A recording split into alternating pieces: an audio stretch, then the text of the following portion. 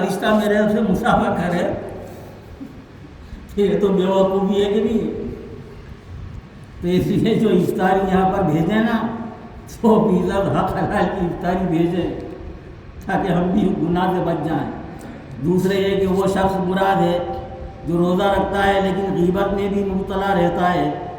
ادھر ادھر کی باتیں کرتا رہتا ہے، وہ جس کا بیان آگے آ رہا ہے۔ 2 قول ہوئے۔ تیسری بات یہ ہے کہ روزے کے اندر گناہ وغیرہ سے بچتا نہیں ہے، احتراز نہیں کرتا، احتیاط نہیں کرتا، گناہ برابر کرتا رہتا ہے۔ نبی اکرم صلی اللہ علیہ وسلم کی ارشادات جامع ہوتے ہیں، یہ سب صورتیں اس میں داخل ہیں۔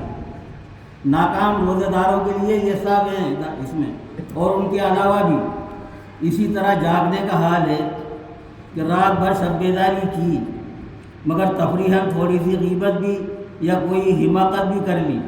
تو وہ سارا جاگنا بیکار ہو گیا۔ مثلا صبح کی نماز ہی قضا کر دی، پوری رات جاگے لیکن صبح کی نماز کا ٹائم آ گیا تو سو گئے، اور اٹھے ادھر سورج کہہ رہا ہے السلام علیکم اور یہ کہہ رہا وعلیکم السلام، سورج نکل رہا ہے جب اٹھ رہے ہیں حضرت، وہ پوری رات نفلیں پڑھی ہے۔ عشاء کی نماز جماعت کے ساتھ پڑھنا، وہ فجر کی نماز جماعت کے ساتھ پڑھنا، علماء نے لکھا ہے کہ پوری رات ثواب ملتا ہے نماز پڑھنے کی، جو نمازیں جماعت کے ساتھ پڑھ لی تھی۔ اب دن بھر اب پوری رات تو نفلیں پڑھی، وہ صبح کی نماز میں سو گئے، یا محض ریاکاری کی وجہ سے جاگا یا شہرت کے لیے جاگا تو وہ تو سب بیکار ہے۔ تو یہ ہیں رات کے جاگنے والے ناکام، وہ روزہ رکھنے والے ناکام۔ کامیاب روزہ دار وہی ہوں گے جو اعلیٰ درجے کا تقوی اختیار کریں، اور رسول پاک کے زمانے میں بھی بے شمار واقعات ایسے پیش آئے ہیں کہ روزہ رکھنے والی عورتوں نے روزہ تو رکھ لیا اور روزہ رکھنے والوں نے مردوں نے روزہ تو رکھ لیا، لیکن واقعات ایسے خطرناک پیش آئے کہ بہت سارے واقعات ایسے پیش آئے کہ 2 عورتوں نے روزہ رکھا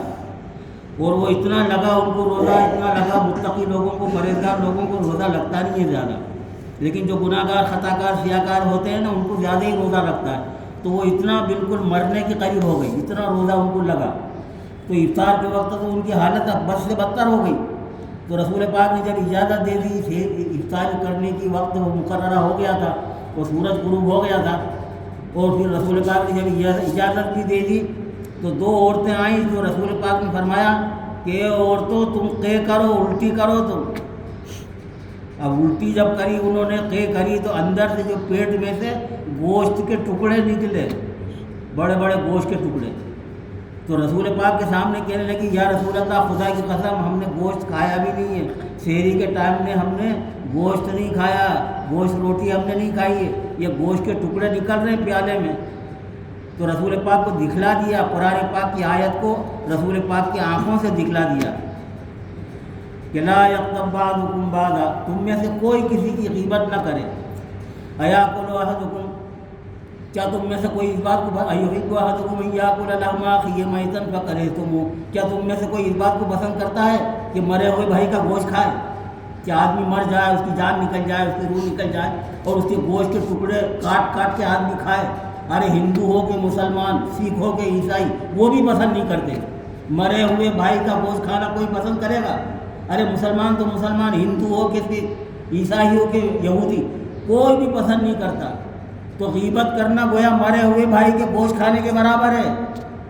تو وہ عورتیں کہنے لگی یا رسول اللہ ہم نے گوشت تو نہیں کھایا ہے، یہ گوشت کے ٹکڑے کیسے؟ فرمایا تم نے حق حلال کی روزی سے تو سحری کر لی، اس وقت گوشت نہیں کھایا تھا تم نے، لیکن دن بھر تم غیبتیں کر کر کے ان کی عورتوں کی غیبتیں کی، مردوں کی غیبتیں کی، وہ ایسی وہ ایسی وہ ایسی، ایک کہتی ہے کہ وہ ایسی، اس کی بہن ایسی، اس کی ماں ایسی، دوسری کہتی ہے کہ تو اس کی بہن اور اس کی ماں کو جانتی ہے، میں تو پورے خاندان کو جانتی ہوں کہ وہ کیسا ہے، پورا خاندان۔ اب یہ غیبتیں ہوئی یہ نہیں بتا۔ تو جہاں 4 عورتیں جمع ہوئی، BBC لندن کا کھٹکا چالو۔ اب BBC لندن والے پوری دنیا کی خبریں دیتے ہیں، وہ سینما میں یہ ہوا نے، بات میں یہ ہوا نے، کپسی میں یہ ہوا، حالانکہ لندن بہت دور ہے، BBC لندن بہت دور، لیکن کپسی کی خبر وہ پہلے مل جائے گی، تم کو بھی خبر نہیں کہ کپسی میں کیا ہوا، لیکن وہ بڑا بیان کر دیں گے۔ تو جہاں 4 عورتیں جمع ہوئی کہ BBC لندن کا کھٹکا چالو، بس پوری دنیا کی خبریں لے لو تو